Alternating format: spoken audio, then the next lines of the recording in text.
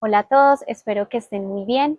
Mi nombre es Laura Quintero Vélez y quiero darles la bienvenida al quinto episodio del canal de YouTube, en el que vamos a hablar un poco del sufrimiento en medio de una calamidad familiar y en donde quiero contarles un poco lo que me ayudó a mí en este proceso. Cuando estamos en medio de una calamidad familiar, generalmente nos pasan dos cosas. La primera es que sufrimos y la segunda es que queremos nosotros solucionarle el problema a la persona o ser querido. Entonces quiero enfocarme en estos dos temas en el video de hoy. Eh, Vamos a empezar con el tema del sufrimiento. Digamos, el tema del sufrimiento obviamente está muy asociado a las emociones y cuando se está pasando por una calamidad familiar o de algún ser querido, las emociones cobran un impacto muy importante. Primero, porque no podemos caer en dos extremos. Entonces, el primero es el de reprimir las emociones. Cuando reprimimos las emociones, queremos fingir que estamos bien, fingir que no pasa nada, o no nos permitimos sentir o no nos damos esos espacios para sentir, es totalmente nocivo para nuestra propia salud. Entonces, primero hay que permitirse sentir todas las emociones que vengan. Obviamente es un proceso nuevo, es un momento de shock, algo que nunca habíamos vivido. Entonces es totalmente normal que afloren muchas emociones. Entonces puede venir el miedo, puede venir la tristeza, puede venir la ansiedad, la frustración, la rabia, todo tipo de emociones cuando estamos pasando por un proceso difícil a nivel familiar, con cualquier ser querido, de enfermedad.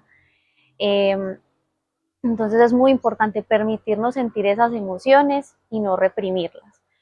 Pero también por otro lado, tampoco caer al extremo de empezar a vivir desde la emoción. ¿Qué es empezar a vivir desde la emoción? Es cuando la emoción ya deja de ser emoción y se convierte en estado de ánimo, o sea, en nuestra forma de vivir. Por ejemplo, no es lo mismo sentir tristeza a empezar a vivir desde la tristeza. Y no es lo mismo sentir miedo que empezar a vivir la vida desde el miedo. E igual con todas las emociones, a sentir ansiedad a vivir desde la ansiedad. Entonces, acá me gustaría contarles algo que me pasó a nivel personal.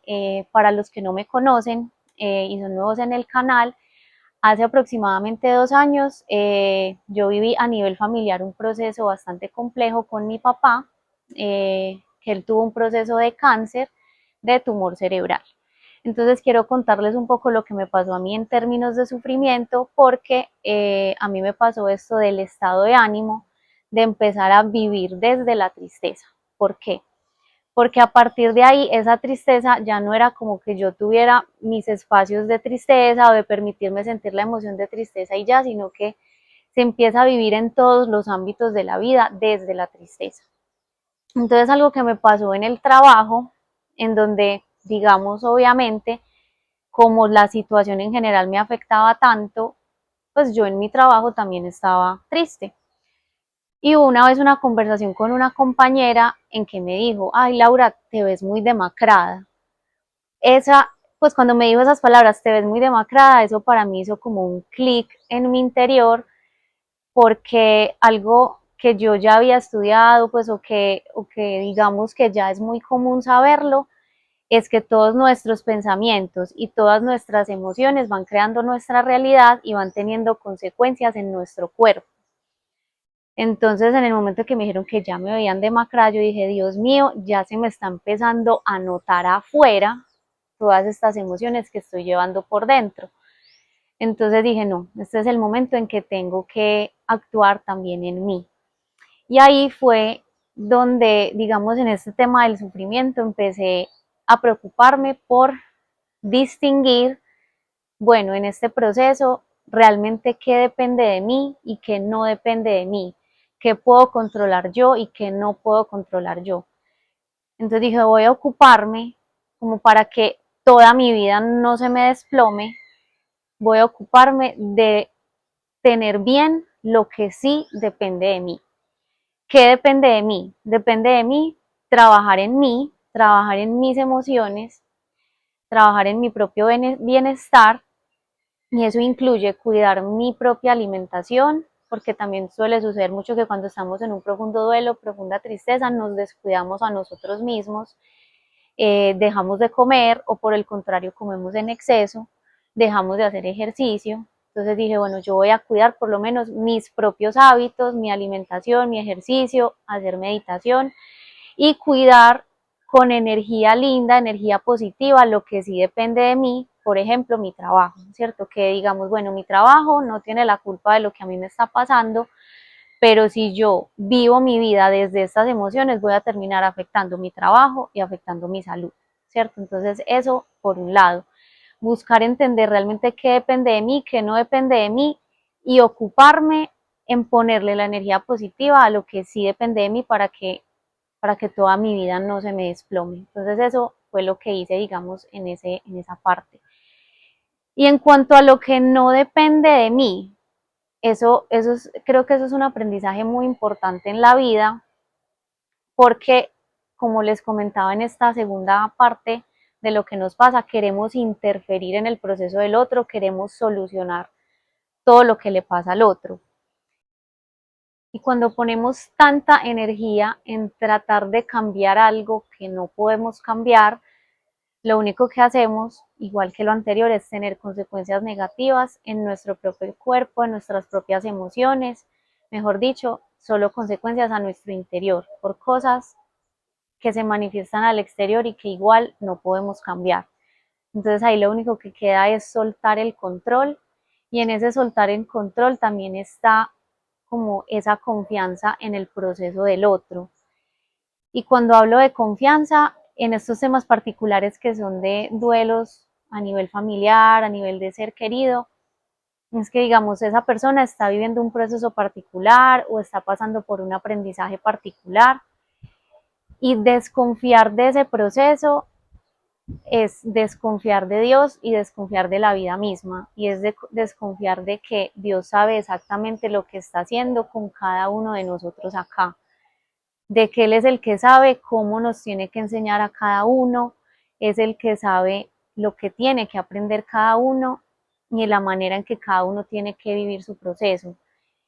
Y el por qué le pasa un aprendizaje o no a una persona, ni depende de mí, ni yo lo tengo que entender.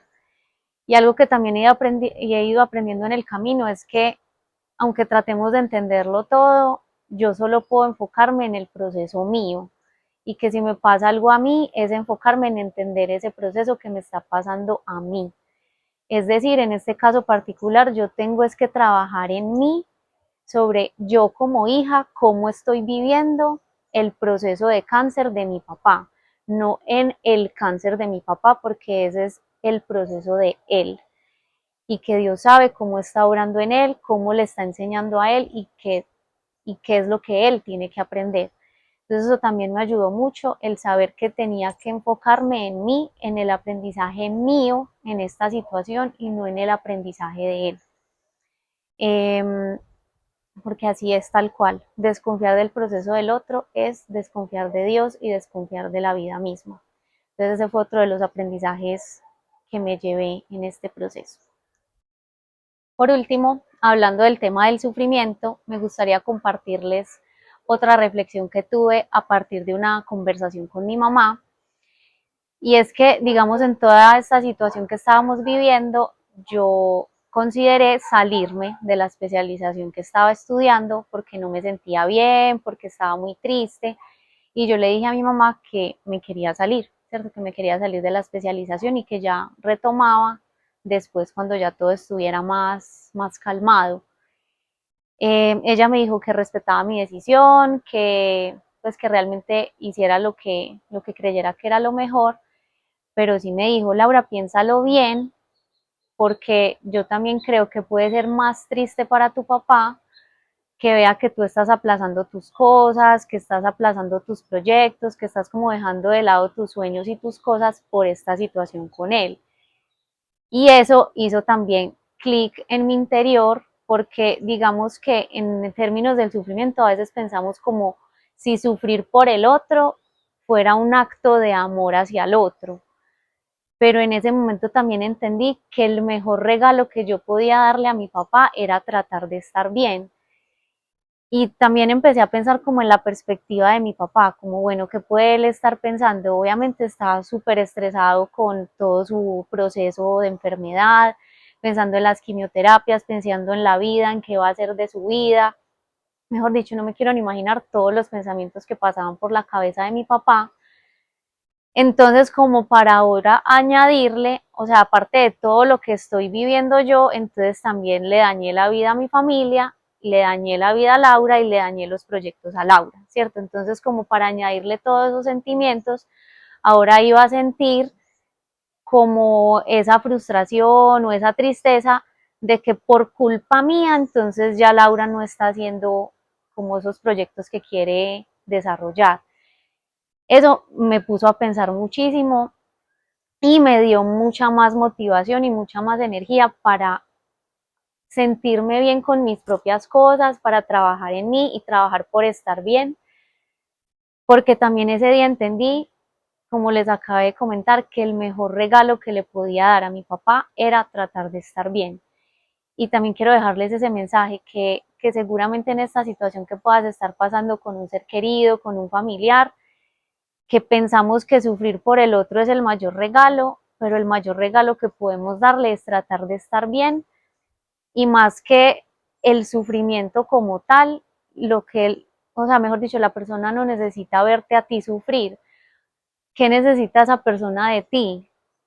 Que le des amor y que le dediques tiempo. Y eso fue lo que yo traté de hacer con mi papá, darle todo el amor del mundo, darle todo el tiempo que tenía para compartir con él, pero también buscar desde mi interior estar lo mejor posible, también como un regalo para él. Entonces me gustaría también dejarles este mensaje si están pasando por una situación difícil.